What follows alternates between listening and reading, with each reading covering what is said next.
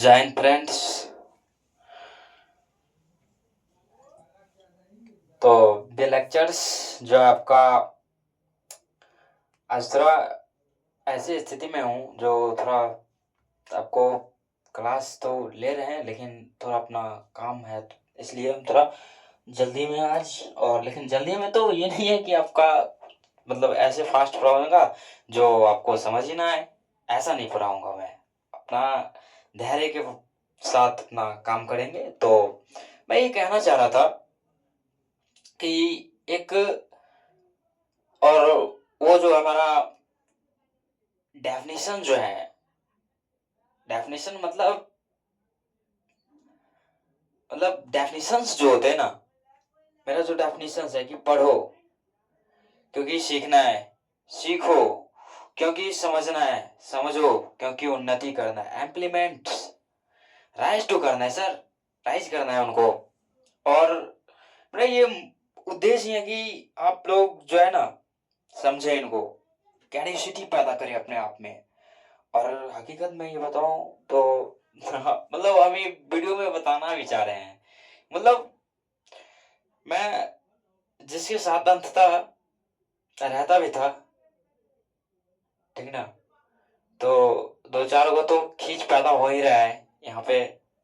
हालांकि हमारा घर तो प्रॉपर बिहार का ही है अपन, लेकिन खींच पैदा हो रहा है यहाँ पे।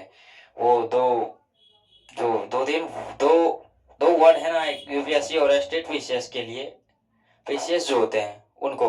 और मैं एक चीज बात बता दूं, मैं ऐसे नाइन्थ की ज्योग्राफी में मैंने देखा, जो यूपी पीसीएस की मैं बात करूं तो उनका जो है ना, यहाँ पे बिहार के बारे में चर्चा किया है ना, वहां पे लगभग लगभग ध्यान देंगे तो उनको एक नजर आएगा आपको, वो कहीं ना कहीं जैसे यूपी के हैं तो उनका यूपी का इकोनॉमिक आपका होगा, जैसे बिहार का यहाँ पे बिहार का होगा। और और उनके बाद आपका जो है फिर जैसे कि कोई भी आप जैसे राज्य का जो है ना, कोई भी राज्य का एग्जाम देंगे, जैसे राजस्थान पीसीएस जो होता है उनका, तो उनका राजस्थान के बारे में जानना होता है। पहला इकोनॉमिक उनका है, नाइन्थ का इकोनॉमिक। हालांकि उसमें पढ़ाएंगे तो आपको बताएंगे उनमें, ऐसा कोई दिक्कत नहीं है, लेकिन हम थोड़ा चर्चा करना इसलिए जरूरी होता है कि मेरे को करंट याद था, इसलिए मैंने चर्चा किया। और हकीकत में ये बात बता दूं कि मेरे को ऐसा कभी कभी लगता है कि हो सकता है हमारे कई मित्रगण जो होंगे, मैं इस चीज को मैं एक्सेप्ट करता हूँ कि मैं कोई यूपीएससी का तैयारी नहीं कराता हूँ। पहली बात, मैं एक्सेप्टेड हूँ कि मैं नहीं करवाता हूँ। कारण क्या है कि उनको हम एनसीईआरटी पढ़ाते हैं, छोटे छोटे पॉइंट को समझाते हैं। और सर देख के समझना, आप पढ़ के नहीं समझ पाओगे। पढ़ के तो बहुत आप समझे, लैटिट्यूड पढ़े बचपन में, रट लिए उनको, लैटिट्यूड लॉन्गिट्यूड उनको रट लिया आप। लेकिन सर ये एग्जामिनेशंस का जो मूल उद्देश्य है ना, आपकी नॉलेज का वो चेक नहीं करेगा। पहली बात, नॉलेज पता है उनको कि आप प्री क्वालिफाई करके आए, मेंस क्वालिफाई करके आए, तो वो आपको चेक नहीं करेगा, ठीक ना। और चेक नहीं करेगा तो आपको वो क्या चेक करेगा? विजडम, विवेक, अंडरस्टैंडिंग, ये सर चेक करेगा। वो समझ, आपकी समझ कैसी है। अब मान के चलो तुमको यहाँ पे जो है ना आपको थ्योरेटिकली बताया जाएगा, लेकिन मैं इस चीज को बोल रहा हूँ कि आप ज्योग्राफी पढ़ने से पहले क्वेश्चंस मार्क लगाएं कि हम ज्योग्राफी क्यों पढ़े, उनका यूटिलिटी क्या है, और उन यूटिलिटी को लिखो तब पढ़ो। यहाँ फिनिश के लिए ना पढ़ो तुम, मतलब फिनिश के लिए तुम क्या चीज पढ़ोगे उनमें। और जब तुम उनको जहां तुम पढ़ते हो ना वहां पे लगा लो, टेबल पे लगा लो उनका यूटिलिटी। हिस्ट्री का यूटिलिटी लगाओ, उनका उपयोगिता क्या है। पॉलिटी का, इकोनॉमिक का पूरा यूटिलिटी लगाओ। चार फेसेस आएंगे, उनको देख के तुम पढ़ोगे। और सर मैं एक चीज बता रहा हूं आपको कि हालांकि मैं इतना मतलब अपनी जो एक्सपीरियंस जो है ना कुछ भी। हालांकि देखो, पहली बात जब हम आपको पढ़ाने के लिए आते हैं ना, तो खुद नोट बनाना पड़ता है ध्यान से, तब हम आके आपको पढ़ाते हैं। ऐसा नहीं है कि बिना पढ़े हम आपको पढ़ा सकते हैं, ऐसा हो ही नहीं सकता है। हाँ, कब होगा? जब हमारा कम से कम 5-6 साल का एक्सपीरियंस हो जाएगा, तब उतना नहीं भी देखेंगे तो शायद चल सकता है। लेकिन बिहार बोर्ड वाले को चल सकता है। एग्जामिनेशन का जो पैटर्न होता है ना यूपीएससी का, 10 साल में बदलता है, 10 साल में। और हकीकत मैं एक चीज आपको बता रहा हूँ कि सर, ये योद्धा बहुत खतरनाक है। आप मतलब मैं पहले भी आपको बता चुका हूँ कि आप जिस स्टेज पे हैं, और स्टेज जो होता है ना, वो स्टेज की मैं बात कर रहा हूँ जिस आप स्टेज में होते हैं। और वो स्टेज सर, स्टेज की अगर मैं बात करूँ, जैसे हम अभी हमारा कोई वैसा स्टेज नहीं है, मतलब साल नहीं है उनका, जो हम ऐसे इस चीज को पढ़ा पाए। लेकिन सर, हमारा गुरु जो है ना, वो इतना दे दिया है ना कि बोले, तुमको अगर तुमकी अगर उपयोगिता हो, तुम्हारी अगर कॉन्फिडेंस हो कि जिस चीज को तुम तैयारी कर रहे हो उस चीज को तुम पढ़ा ले जाओगे, वैसी तैयारी तुम करो। और मैंने उस चीज को किया, मैंने उनसे सीखा सर। और सीखने के माल, देखो, सीखने के जो एक पर्सपेक्टिव जो होता है ना, और देने की पर्सपेक्टिव, दोनों अलग होते हैं। देने वाला वो भी कहीं ना सीख के आया है, और सीखने वाला भी कहीं ना कहीं वो सीख रहा है। तो हम आपको पढ़ाने के लिए नहीं आए हैं, ठीक ना। मैं इन छोटे छोटे चीज को थोड़ा अपने अपने ढंग से मैं इनको बांटता हूँ इन चीजों में कि सर आप पढ़ें। और मैंने आपको एक क्वेश्चंस, दो तीन, दो एक क्वेश्चंस मेरे को याद है, उनमें क्वेश्चंस मार्क लगा है, वो हम आपको, यानी ये दूसरा यानी तीसरा लेक्चर है, यानी चौथी लेक्चर में हम उनको बढ़िया से करेंगे। इनमें कोई दिक्कत की बात नहीं है। लेकिन हम जो है आपका ये चैप्टर्स जो है आपकी, यानी हाँ, पृथ्वी के जो आंतरिक बल जो होते हैं उन पे हमें चर्चा करना है। तो उनको चर्चा करना मेरे लिए जितना भी इम्पोर्टेंट होता है ना, और मैं उस चीज़ इम्पोर्टेंट को मैं अपने डायरी में भी नोट करता हूँ। ऐसा नहीं है कि यहीं पे डायरी पे नोट करता हूँ, लेकिन मैं एक क्वेश्चंस आंसर आपको नहीं दे पा रहे हैं, इनके लिए मैं क्षमा प्रार्थी रहूँगा, क्या कि तुम्हारा काम नहीं कर रहा है ना अपन, इसलिए। और हकीकत में एक चीज़ आपको बता दूँ कि अगर कोई व्यक्ति आपके प्रति मेहनत कर रहा है ना, तो कहीं ना कहीं वो बंदा टूटा हुआ होता है, ठीक ना। और बाद में मैं बताते चलूँगा। अब आपका सिलेबस की मैं बात कर देता हूँ, जो यहाँ पे है, मतलब आंतरिक बल एवं उसमें बनने वाली भू आकृतियों के बारे में हमको बात करना है, ठीक ना। तो बनने वाले भू आकृतियों के बारे में हमको बात करना है, ठीक।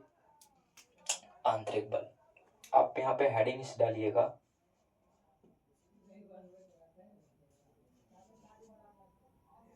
आंतरिक बल, ठीक ना। आंतरिक बल एवं उसमें जो आंतरिक बल, आंतरिक, हाँ, तो आंतरिक बल एवं उससे बनने वाले आंतरिक बल एवं उससे बनने वाले भू आकृति, ठीक, आकृति, ठीक, इनके बारे में हमको चर्चा करना है, ठीक ना।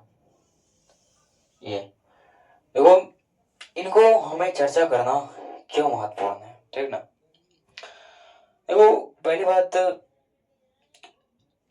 आंतरिक बल के बारे में जानना। अब देखो, आंतरिक बल क्या होता है, जैसे आपका जो है ना, आप ध्यान किए, योग किए, उनसे सर आपका धैर्य बढ़ा, तो आंतरिक बल हुआ।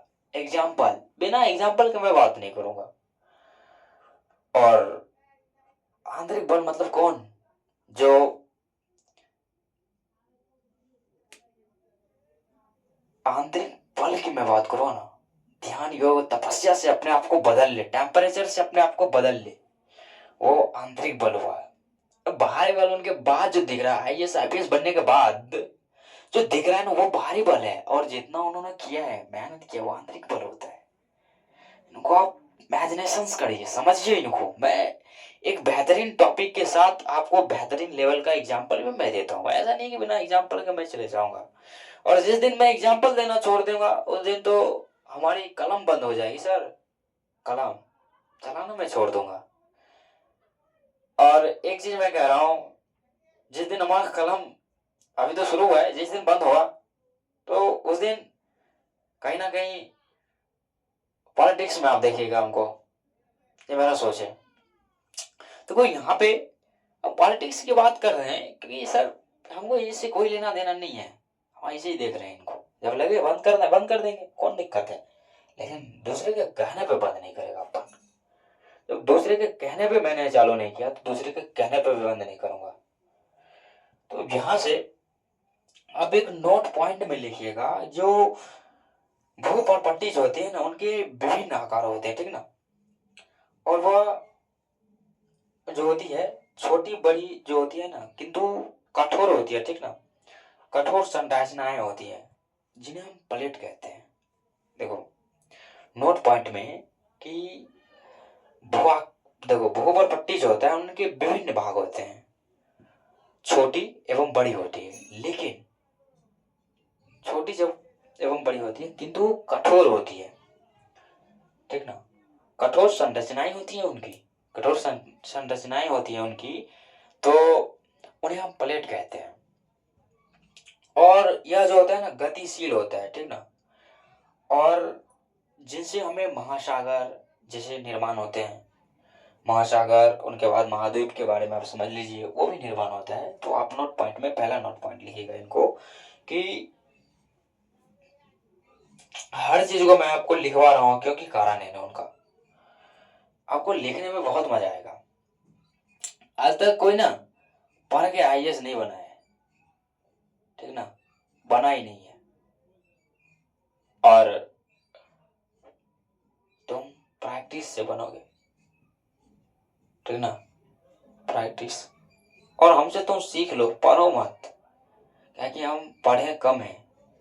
और हमने ऐसा गुरु मिला है एक दो वर्ष से, जो हमें देखने की पर्सपेक्टिव सिखा रहे हैं, और हम भी आपको सिखाएंगे साथ ही साथ। जब मैं पिक्चर कहता हूँ देखने के लिए, तो आप उनके बारे में इमेजिनेशन करिए, सोचिए उनको। इमेजिनेशन मतलब देखो, पिक्चर देखने से हमको, पढ़ाने से ज्यादा आपको पिक्चर देखने में आपको क्रिएट होगा। ऑब्जर्वेशन पावर डेवलप कीजिए, ठीक ना, आंतरिक, ठीक। ये एग्जाम्पल हुआ आपका।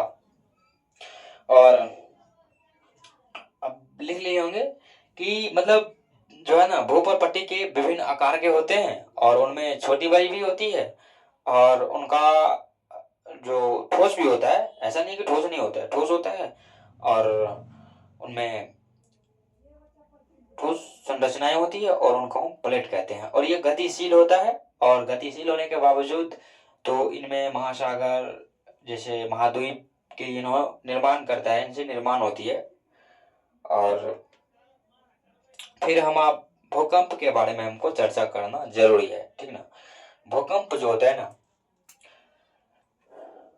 भूकंप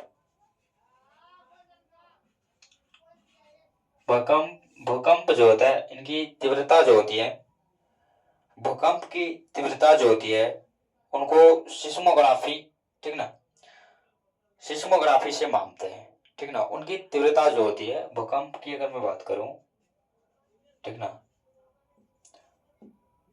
भूकंप की, यहाँ पे भूकंप की तीव्रता, ठीक ना, भूकंप की तीव्रता जो होती है,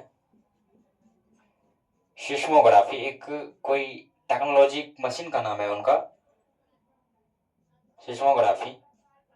सिस्मोग्राफी जो है, देखो यहाँ पे भूकंप की तीव्रता और इनको सिस्मोग्राफी से मापा जाता है, ठीक ना, मापते हैं।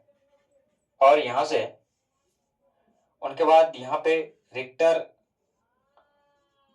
रिक्टर स्केल्स जो है इनका यूनिट्स है, यूनिट को जो मापता है इनकी इकाई, रिक्टर स्केल्स जो है ना इनकी, कोई इकाई को मापता है। रिक्टर स्केल्स इनकी इकाइयों को क्या करता है, मापता है, ठीक ना। तो यहां से ये जब रिक्टर स्केल्स पैमाना होता है, पैमाने उनको इन तरीकों से नापा जाता है। और इनका केंद्र जो है ना, भूकेंद्र, भूकेंद्र की बात करें, भूपर्पट्टी के निचले स्थान जो होता है, भूपर्पट्टी के जैसे आप निचले स्थान को आप इमेजिनेशन करिए कि जैसे जिसमें पृथ्वी पे रह रहा हूं, ठीक ना, उनकी मैं 3 परत के बारे में बताया हूं। सबसे निचले की अगर मैं बात करूं, निचले की जो है ना, निचले में आपको नीफे के बारे में आपको बताया था, ठीक ना। तो उस स्थिति को आप इमेजिनेशन करिए कि 3 परत होती है पृथ्वी की, ठीक ना। तो जब वो 3 परत होती हैं तो नीफे जो होता है ना, नीफे जिसमें निकेल और उनका, मैं एक उदाहरण आपको समझा रहा हूं। ऐसे स्थिति में निकेल और फेरस यानी Fe, ये दोनों जो है आपका सबसे निचला वाला भाग जो है निकेल, ठीक ना। जैसे आप इनको ये चीज दिखा, ये जो है आपकी, ये नीफे जो होती है, ये नीफे, यहां से अगर भूकंप की शुरुआत होती है, जिस तल से आपको भूकंप की शुरुआत होती है, तो वहां से आपको, उन्हीं को हम भूकेंद्र कहते हैं। और भूकंप का उद्गम स्थल की मैं बात करूं, उद्गम केंद्र की बात करूं, यहां से इनकी ये जो होती है आपकी, इनकी भूभाग जो होती है, यहाँ पे भूपरपट्टी, भूपरपट्टी के नीचे का वह स्थान, भूपरपट्टी, भूपरपट्टी के नीचे का वह स्थान, नीचे का वह स्थान जहां से कंपन शुरू होता है, कंपन शुरू होता है, उन्हीं को हम जो है भूकेंद्र कहते हैं, ठीक ना, भूकेंद्र कहते हैं, ठीक। और यहाँ पे जो है इनकी उद्गम स्थल जो होती है, ठीक ना, भूसतही होता है, उद्गम स्थल जो होता है उनको भूसतही होता है। और इनके निकटतम, इनके निकटतम जो होता है वो अधिकेंद्र कहलाता है। जैसे यहाँ पे भूकेंद्र जो है आपका, भूसतह, इनका हुआ उद्गम स्थान, ठीक, इनका कहा हुआ उद्गम स्थान, ठीक।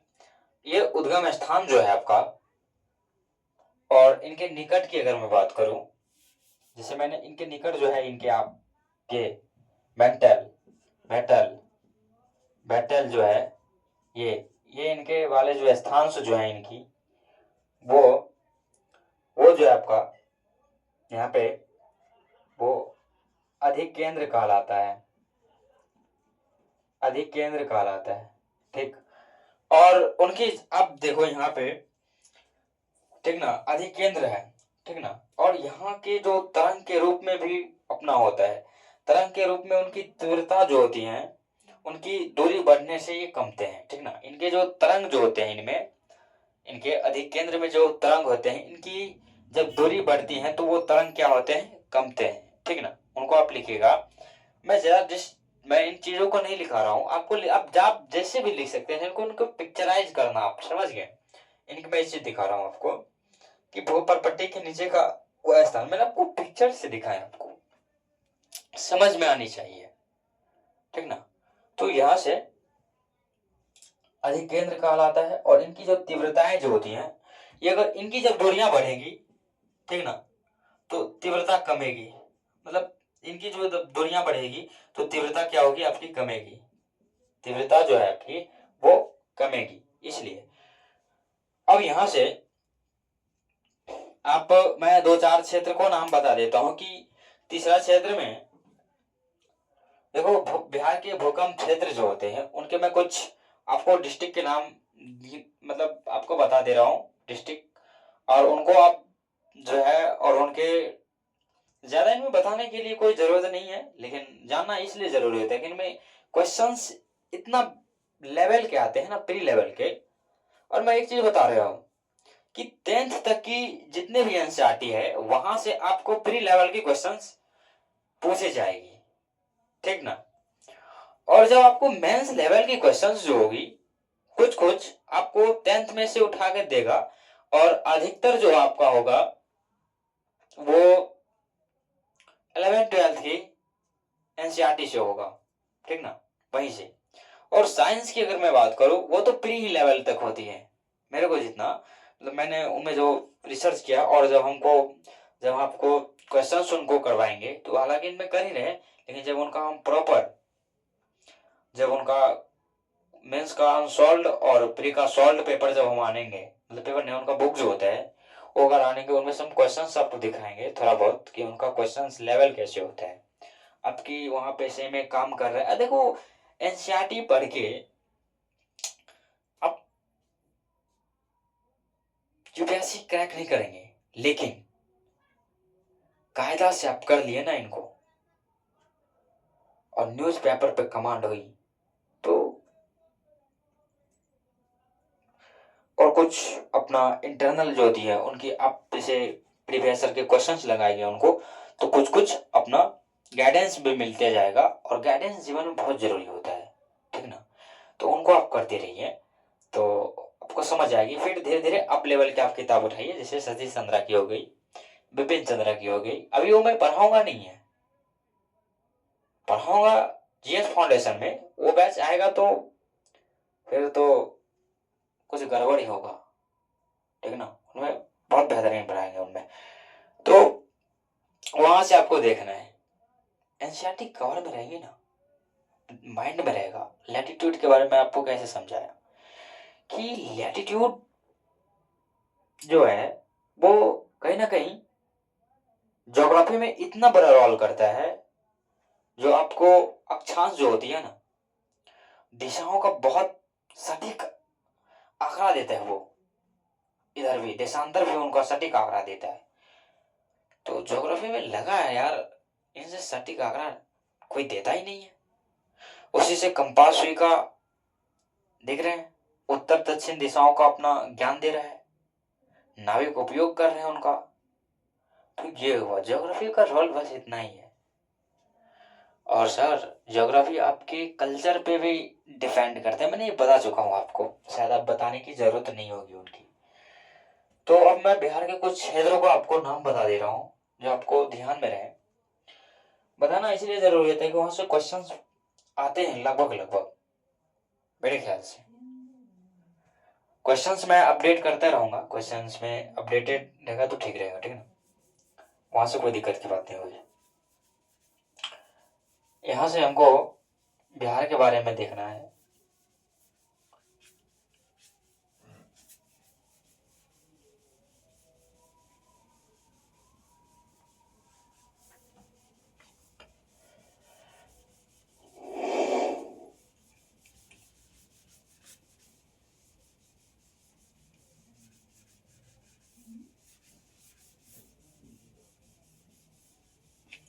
अब देखो यहाँ से बिहार के मैं कुछ क्षेत्रों का नाम आपको गिना दे रहा हूँ, ठीक ना, और खुद अपने आप जान लीजिएगा, ठीक। मैं कुछ कुछ ही नाम बताऊंगा, ज्यादा इनमें बताने की कोई जरूरत नहीं है, कुछ क्वेश्चंस हमको दिखाना होता है आपको, ठीक है ना। बिहार में भूकंप क्षेत्र, ठीक। इनका तीसरा क्षेत्र जो है, ये तीसरा क्षेत्र ये हुआ आपका। इनमें देखो कौन कौन से आते हैं आपकी, बक्सर, भोजपुर, रोहतास, ठीक ना, बक्सर, भोजपुर,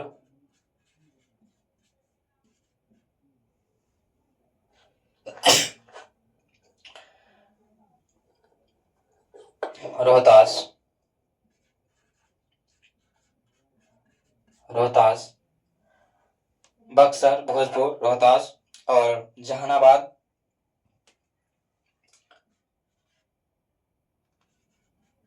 जहानाबाद। ठीक, ये मैं 2-3 ही लिखा रहा हूँ, इसमें ज्यादा लिखाऊंगा नहीं। और यहाँ से पूछिए, यहाँ पे जो है पूर्वी चंपारण, पूर्वी चंपारण, पश्चिमी चंपारण, ठीक, समस्तीपुर, बेगूसराय, ठीक ना। और उनके बाद नालंदा, अब लिखते जाइए, नालंदा, जमुई, लखीसराय, भागलपुर, बांका, ये सब जो है आपका चौथे सेक्टर्स में आते हैं, ठीक ना, चौथे सेक्टर्स। और ये 5वां सेक्टर्स जो है उनमें आप लिखिएगा सीतामढ़ी, सीतामढ़ी, ठीक, सीतामढ़ी के बाद आप दरभंगा, किशनगंज, मधेपुरा, ये सब उनका 5वां क्षेत्र में आता है। किशनगंज, मधेपुरा, वो आपका 5वां क्षेत्र में आता है, ठीक। इनको हम थोड़े थोड़े लिखा रहे हैं ताकि उनको आपको क्वेश्चन यार यहाँ पे प्री लेवल का बनता ही है, उनके बारे में और जानिए, जानने की बहुत जरूरत है। और हाँ, एक मेरे साथ साथ अगर आप एनसीईआरटी किताब भी पढ़ते हैं तो और बेहतरीन होगा। हो सकता है आप कोई क्वेश्चंस मेरे से जो छूट रहा है आप उनको लिख रहे हैं, हो सकता है ऐसा। हम नहीं है ऑमनिशिएंट ऑमनिपोटेंट, ये नहीं है हम, समझिए। तो आप मेरे साथ उनको पढ़िए, छोटे छोटे ज्योग्राफी के चैप्टर से, ज्यादा नहीं है, ठीक ना। तो अब अगला जो है आपकी, उनमें हम कुछ ऐसे तरीके से आपको दिखा रहे हैं, उनके उनके लिए हमको दिखाना बहुत इतना जरूरी होता है ना। और कुछ कुछ चीजों को हमें इतना बेहतरीन ढंग से जो आपको तैयारी करना होता है इन चीजों को देखते हुए भी। तो आप जो है इनकी कुछ पृथ्वी के जो अपना पृथ्वी के बल के बारे में हमको ध्यान देना है, ठीक। पहले हम भूकंप के बारे में पढ़े, फिर उनके बाद अब देखो, पहली बात आप जो है अपना माइंड मैप बनाइए, ठीक ना। मैं इतना सारे मैंने आपको जो है कहानियां मैं सुना रहा हूं, उनको आप माइंड मैप बनाइए। पहला आपने क्या पढ़ा, भूकंप के बारे में, रिक्टर स्केल के बारे में पढ़े, कुछ कुछ पॉइंट उनको लिखिए वहां पे। फिर यहाँ पे आपको बिहार के जो कुछ भूकंप क्षेत्र को आपको नाम लिखे, उनको आप लिखिए, 2 लाइन खींचिए इनको। और इनका जो है ना, और पहली बात, भूकंप के जितने भी जितने भी हैं साइड के इफेक्ट्स यानी प्रभाव, कि भूकंप आने से क्या क्या प्रभाव होते हैं, उनको आप निबंध के तरीके में लिखिए इनको, समझिए। जैसे मैंने भूकंप के आपके बारे में पढ़ाया, तो यहां से अगर आप इनके प्रभावों के कारण लिखेंगे, प्रभावों के कारण जो लिखेंगे इनका, ये आपका ऐसे में काम आएगा, ठीक ना। ऐसे यानी निबंध जो होता है, आपको निबंध में भी काम आएगा। इनके प्रभाव को आप लिखिएगा, इनको आने से क्या क्षति होती है, इनके कारण जो है इनका, देखो पहली बात, ये ऐसा एक चीज है जो कुछ ना कुछ तो कहीं ना कहीं जगह पे इनको लाभ भी होता होगा शायद, मेरे जैसे भूकंप आने से क्या लाभ होता है, हानियां क्या होती है उनकी। जैसे देखो, भूकंप की मैं एक चीज आपको बता रहा हूँ, हाँ, भूकंप में पहली बात आपको सुरक्षाएं होती है। देखो, भूकंप से कैसे बचना चाहिए, ये आपका निबंध हुआ सर, निबंध, ज्योग्राफी से निबंध आप लिखिए, समझिए। तो यहां से आपकी जो निबंध लिखने की जो है नहीं हुनर, वो आप यहां से सीखिए, तब आपको लगे यार सही बता रहे हैं मास्टर। और ज्यादा पढ़ाने से ना बच्चा उब जाता है, कब तक बोलेंगे हम, कब तक, बहुत वो बोलेगा, बहुत बोल लिया मास्टर तुम। बीच में तो जोक मारना पड़ता है ना, ऐसी ऐसी हरकतें करनी पड़ती हैं। अब कहे किसी में पढ़ाने जाओगे तुम कभी भी, और वो एक आध 200 का भीड़ है, हम उन्हें तुम पढ़ाते जा रहे हो, पढ़ाते जा रहे हो, मतलब कहाँ पढ़ा रहा है तुम, समझ में उनको आने चाहिए। जब समझ में आने तो काहे दर पढ़ाएंगे, उनमें कोई दिक्कत की बात नहीं होती है। तो अब यहाँ से हम जो आपकी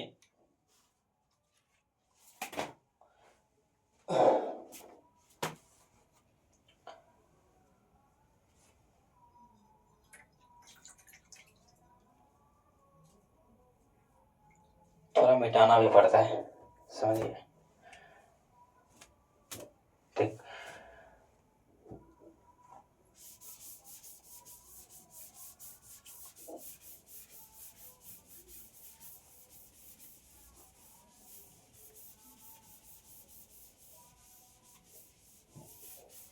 और निबंध कहीं से आएगा नहीं, टेररिज्म पर आएगा, इंडिया टेररिज्म, यही से आएगा निबंध। और निबंध लिखाने का कारण बस एक ही है, एप्लीकेशन आना चाहिए उनको लिखने के लिए, कैसे लिखते हैं, तरीका है उनको पता आना चाहिए, निबंध लिख डालेंगे वो, उनमें कोई दिक्कत की बात नहीं है। और निबंध निबंध जो है ना, यूपीएससी के लिए इंपॉर्टेंट निबंध क्यों है, क्वेश्चंस मार्क, वो आप करना, सारे हमें बता देंगे, तुम लोग क्या करके बैठे हुए हो, सारे हमको ही करना पड़े तो तुम क्या करोगे, सारा हमको करते, अगर करना पड़ेगा छोड़ दे तब। अब देखो यहाँ से पृथ्वी के पृथ्वी के बल के बारे में हमको ध्यान देना है, ठीक।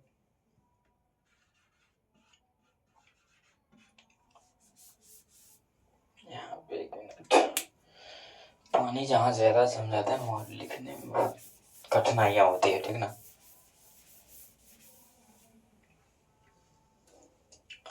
यहाँ से पृथ्वी के बल, ये दो स्थिति में होती है, ठीक। और दोनों स्थिति को मैं खतरनाक लेवल से आपको पढ़ाएंगे, ठीक ना। यहां से पहला आंतरिक बल है,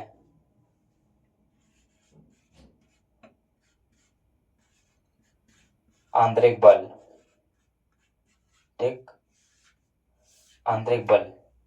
अब बाह्य बल, बाह्य बल, देखो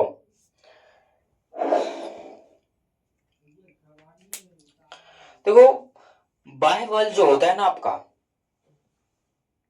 जैसे आप इमेजिनेशन करिए कि पहले बात आप कोई काम कराने गए, ठीक ना, एज इट इज आप जो है आप काम कराने गए कहाँ, पुलिस स्टेशन, अरे वहां का होता है, अरे वहां कुछ नहीं है, और तुम फाइल दिए, बाबू हिल नहीं रहा है, दरोगा नहीं हिल रहा है, और तुम क्या किए, गड्डी निकाले 500 की रख दी उनके, एक्सटर्नल फोर्स, बाह्य बल, तब बाबू हिला, बोले क्या काम करना है, बोले ये कर दो। और जब तुम्हारा रुपया देने के बाद भी जब वो काम नहीं कर रहा है, और वो मारने की स्थिति में हो ना, मारने की स्थिति में,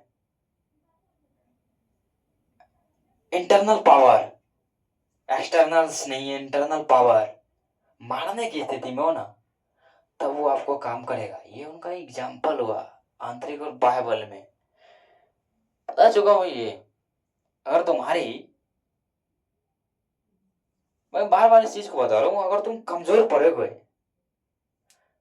और तुम्हारे पास कम से कम मिनिमम 1000 करोड़, उनका संपत्ति होगा। अगर तुम कमजोर पड़ोगे, तुम्हारा आंतरिक बल कमजोर होगा, तो बाहर वाला फोर्स करेगा ना, लूट ले पकड़ के। ऐसे ही लूटा भारत को। भारत को कैसे लूटा? मरी हुई गैंग है यहाँ पे, सबको राजा बनना है। तब तो रॉबर्ट क्लाइव लूट के गए। का एग्जाम्पल मैं दे रहा हूं ना। रॉबर्ट क्लाइव लूट के गए, वो बोले मरी हुई गैंग है इनमें, ऐसे ही सबको राजा बनना है। पहले से राजा बनने का शौक नहीं। राजा जो है ना, पैदा ही होता है रक्त ब्लड लेके। वहां पे रक्त ब्लड को वहां पे पैदा ही होता है उनका। सबसे बेहतरीन जो होता है ना, मैं इनको खतरनाक लेवल समझाऊंगा इनको, कि अगर तुम, इतना मैंने बता चुका हूं आंतरिक बल और बाह्य बल में। और आंतरिक बल जो है आपकी 2 स्टेज में होती है। इनका जो होता है, ये जो आपकी 2 स्टेज में होती है। पहला स्टेज जो है आपका दीर्घकालीन भूसंचलन। दीर्घकालीन भूसंचलन, ठीक। और आकस्मिक भूसंचलन, ठीक ना। यहाँ पे जो है आपका आकस्मिक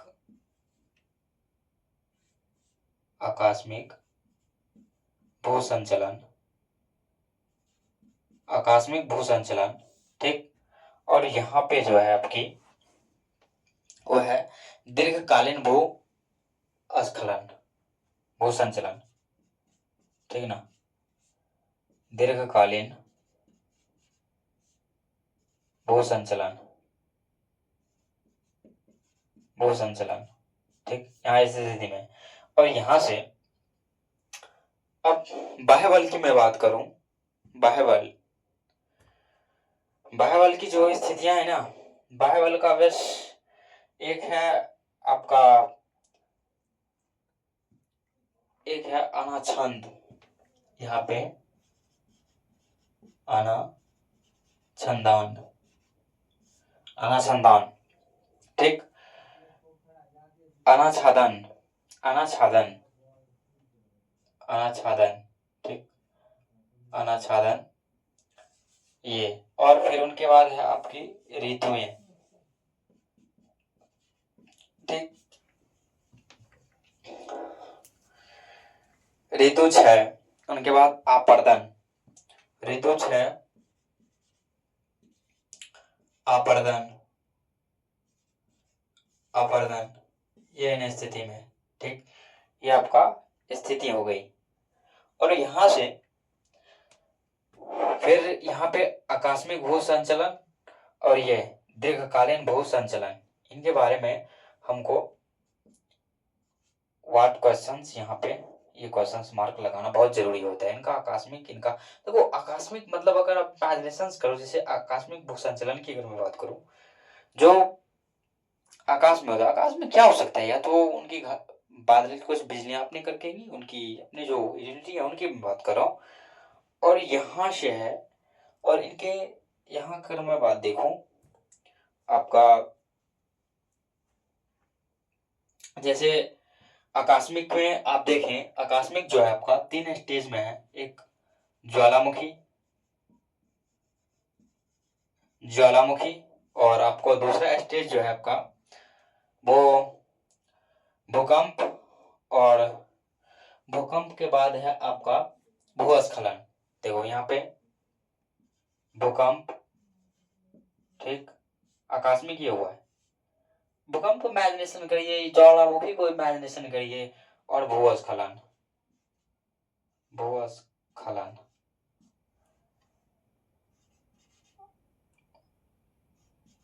भूस्खलन, ये।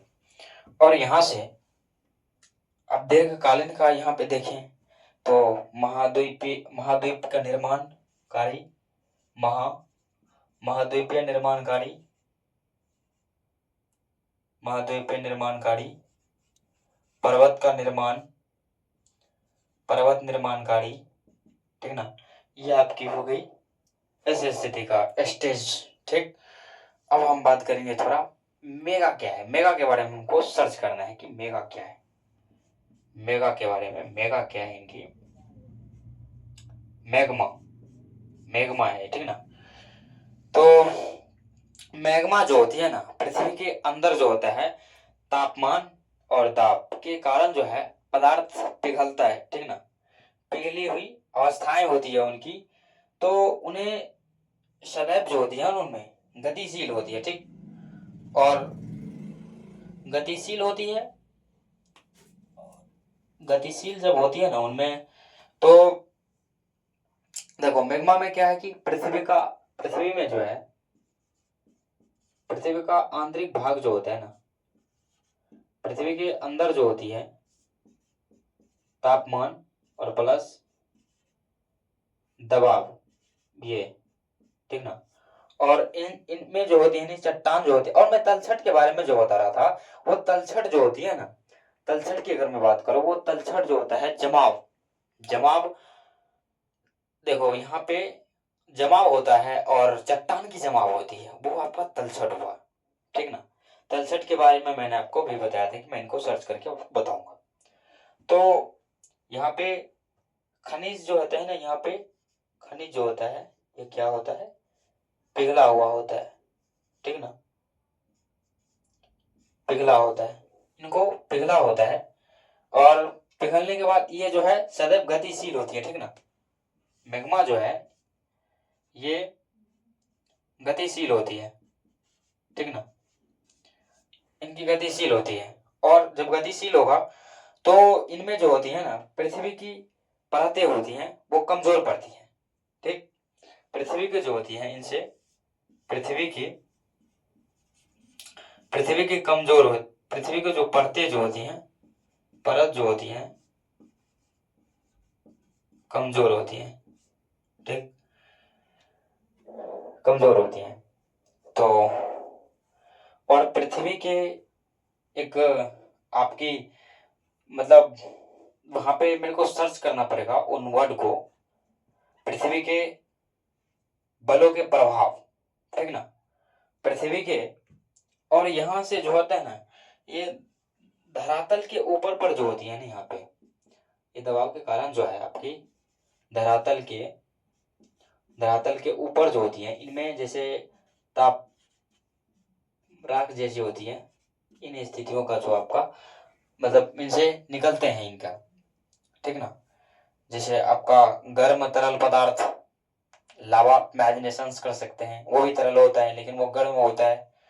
और पृथ्वी के जो है ना कुछ स्थितियां जो है उनकी, और पर्वत के प्रकारों का मैंने वर्णन किया था आपको, पर्वत के, सॉरी, पर्वत मैंने आपको, संचय जो होता है ना, संचय पर्वत एक नया पर्वत है, ठीक ना। मैं उनको डायरेक्टली हम पढ़ा देते हैं, उनको कोई दिक्कत की बात नहीं है। तो यहाँ से आप इनको पढ़ लिए हैं कि मैग्मा क्या होता है, पृथ्वी के बल के बारे में आपको पढ़े, आंतरिक बल, बाह्य बल और दीर्घकालीन भू संचलन, फिर आकस्मिक भू संचलन के बारे में आप इमेजिनेशन करिए, जैसे कि महाद्वीप, एशिया महाद्वीप, उनको निर्माण करने में इनकी अहम भूमिका होती है। और पर्वत, ये देखो आंतरिक बल मतलब देख रहे हो ना, कलाएं इनकी, और ये ऋतुज है, अपर्दन, ये तो काट रहे हैं इनका। तो आपको इंटरनल पावर होना चाहिए, तब आपको बाहरी पावर मिलेगी, ठीक ना। बिना आंतरिक परिवर्तन के आप सोच लोगे कि हम बाहरी परिवर्तन कर लेंगे, ये संभव है ही नहीं, होता ही नहीं है ऐसा। इस स्टेज में को संभव होना तय नहीं है। तो इस स्टेज को आपको देखना है कि पहले आपको आंतरिक बचे इनको। अब हम बात करेंगे थोड़ी कुछ पृथ्वी के बलों के प्रभाव को, कारण को हमें देखना है, भ्रंश रेखा, उनके विपरीत बल जो होती है इनकी कुछ इमेजिनेशन हमको करके दिखाएंगे, ठीक ना। तो यहाँ से आप पढ़ लीजिए और इमेजिनेशन करिए। आप देखो, आप ट्रायंगल इनको बनाइए, 3 स्टेज में बांटिए। पहला आपने क्या पढ़ा, प्लेट के बारे में पढ़ा, उन्हीं में भूकंप पढ़ लिए। भूकंप के पढ़ने के बाद आपने बलों के बारे में पढ़े, इमेजिनेशन करिए, इनको 3 को ट्रायंगल में लिखिए, माइंड मैप इनको देखिए। अब यहां से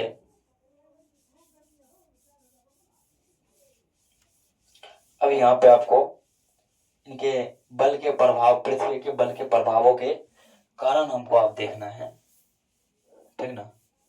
पृथ्वी के बल के प्रभाव के कारणों को हमको फाइंड आउट करना है, ठीक ना।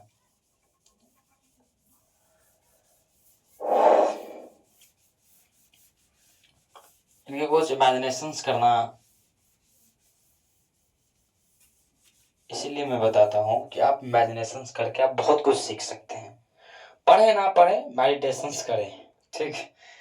तो यहाँ से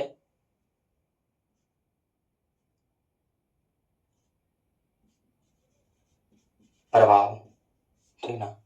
देखो यहाँ से इन स्थितियों में होती है, ठीक। और यहाँ से इन स्थितियों को हमको देखना है,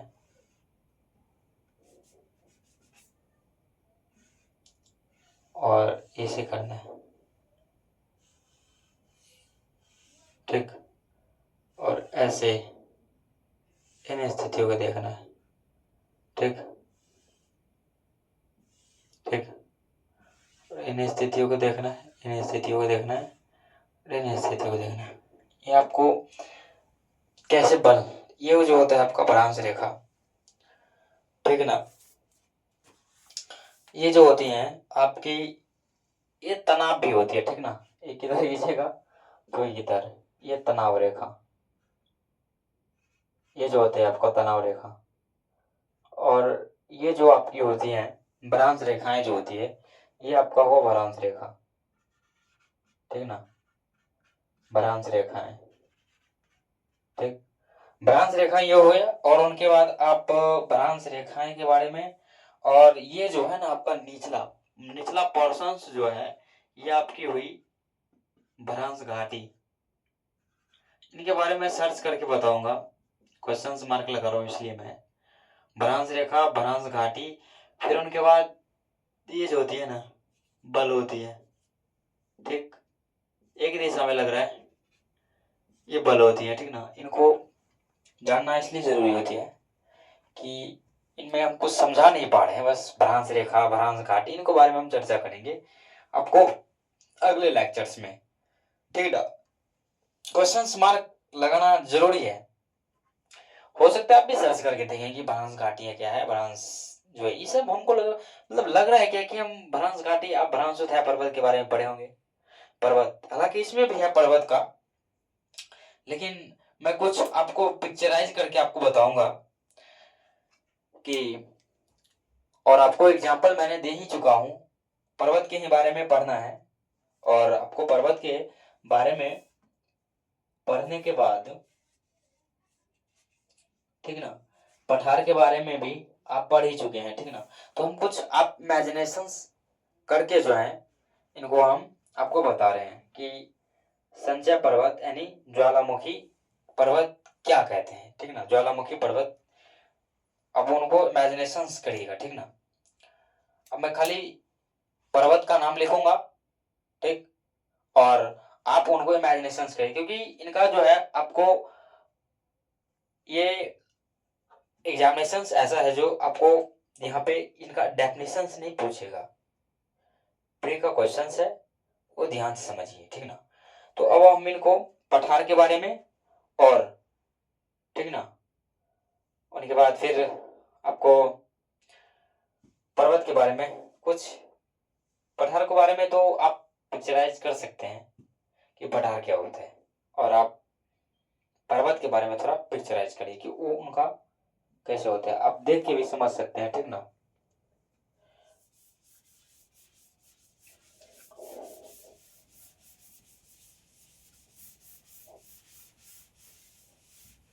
अब देखो यहाँ पे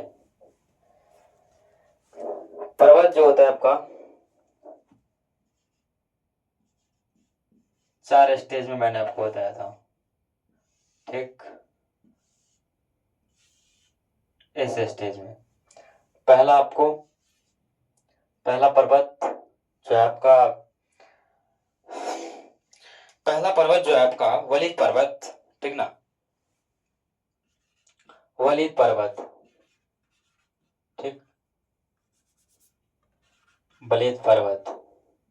दूसरा जो है आपका ब्रह्मसुत्थ पर्वत, ठीक,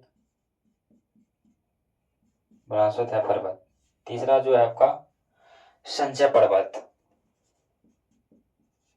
संचय पर्वत यानी ज्वालामुखी पर्वत, ठीक ना, ज्वालामुखी, ज्वालामुखी। और उनके बाद आपका अवशिष्ट पर्वत, ठीक ना, अवशिष्ट पर्वत। आप इनका अरावली ले सकते हैं, अरावली, इनका एग्जाम्पल। बलित पर्वत का आप एग्जाम्पल ले सकते हैं मोरदार पर्वत, ठीक ना, और हिमालय रॉकी पर्वत, रॉकी पर्वत, रॉकी पर्वत, ये इनका आपको हो गया बलित पर्वत, ठीक ना। और इसे निर्माणकारी पर्वत भी कहा जाता है, ठीक ना। इनको जो है निर्माणकारी, निर्माणकारी पर्वत और संपीडन, संपीडन पर्वत भी कहा जाता है, ठीक। इनको तीन चीज के नाम से जाना जाता है। अब हम बात करेंगे भ्रांसोत्थाय पर्वत, लेकिन हाँ पहले यहां से मोरदार जो पर्वत होती है आपकी, मोरदार पर्वत कैसी होती है मैं उनके जरा चर्चा कर लेता हूँ। देखो इनका आप इमेजिनेशन करना, यहाँ पे ऐसे इनकी स्थिति बनी होती है, ऐसे ऐसे जो इनकी स्थिति बनी होती है, ठीक, फिर ऐसे बनी होती है, फिर ऐसे आपकी ऐसे स्थिति बनी होती है, ठीक। और यहाँ से ज़्यादा आपको उबड़ खाबड़ आपको दिखाई पड़ेंगे, वैसे हमको आते नहीं है, लेकिन ऐसे आपको दिखने को मिलेगा। इस स्थिति में आप नहीं होगा तो आप मतलब इमेजिनेशन जो होती है ना, वो आप सेवेंथ की ज्योग्राफी में भी आपको यहाँ पे अगर आपको दिख पा रही होगी, तो यहाँ से ये वाला जो है इनका इमेजिनेशन हुआ है और आप देख सकते हैं इनको। और यहाँ से अब जो दूसरा है भ्रांसोत्थाय पर्वत की मैं चर्चा कर रहा हूँ, यानी इनको ये भारत का सतपुरा जैसे जो है अपना भारत का, सॉरी अरावली पर्वत ये नहीं हुआ, हाँ एक मिनट, यहाँ से भ्रांसोत्थाय पर्वत जैसे भारत का सतपुरा और यूरोप का ब्लैक, हाँ लेकिन यहाँ पे भ्रांसोत्थाय पर्वत को यहाँ पे जो है ब्लॉक पर्वत भी कहा जाता है, ब्लॉक पर्वत, ये जो आपकी ब्लॉक पर्वत भी आपको कहा जाता है। लेकिन इनकी इमेजिनेशन थोड़ी आप देखिएगा, इनकी इमेजिनेशन ये देखो, ये वाली जो है ऐसी पर्वत हम इनको बना नहीं पा रहे हैं इसलिए आपको हम दिखा दे रहे हैं। ये जो आप देख रहे हैं ये दूसरी वाली आप यहाँ पे देख रहे हैं इनको, ये आप देख पा रहे हैं इनको, कैमरा के नजदीक मैं आन दिया हूँ इनको, ये हुआ आपको दूसरा यानी भ्रांसोत्थाय पर्वत के बारे में मैंने इनको बताया। ऐसा इनका पिक्चर्स है, ठीक ना, ये निचले वाली पिक्चर्स आप देख पा रहे हैं इनको। तो यहाँ से भ्रांसोत्थाय पर्वत के बारे में इनको हम बताएं तो इनको ब्लॉक ब्लॉक पर्वत भी कहा जाता है। और आप संचय पर्वत यानी ज्वालामुखी के पर्वत के आप नाम जाने होंगे, जो इनका जापान का म्यूजियम, संचय पर्वत जो है इनका जापान का, जापान का म्यूजियम, म्यूजियम, ठीक है ना, ये इनका ये पर्वत हुआ है। और अफ्रीका का किलिमंजारो ये देख सकते हैं। और आपका अवशिष्ट, अवशिष्ट जो होता है ना, ये कारण है इनका अवशिष्ट क्यों कहा जाता है, क्योंकि इनको अपर्दन जो होता है ना, कटके छटके जो उनका अपशिष्ट जो होता है उन्हीं को हम अपर्दन, जैसे आपका अपर्दन में जैसे आरावली पर्वत हुआ, और उनके बाद एक और नया नाम है आपकी पहाड़ियां भी आती हैं, ठीक ना, इनमें पर्वत एक है आपका आरावली पर्वत का नाम आप जान ही रहे हैं, ठीक, जो आप शायद हाँ राजस्थान में, और पारसनाथ पहाड़ियां, पारसनाथ की पहाड़ियां, ये आप थोड़ा इमेजिनेशन करिए इनको। तो मैं पर्वतों के बारे में आपको बता दिया हूँ। अब हमको जो है अब हमको यहाँ पे देखना है कि मैदान के बारे में हमको आप देखना है, मैदान के बारे में आपको बताना है, ठीक ना। अब मैदान के लिए आप तैयार हो जाइए पढ़ने के लिए, ठीक। अब बस लास्ट ही है, इनको ब्लॉक करेंगे अब क्लास की, ठीक ना। और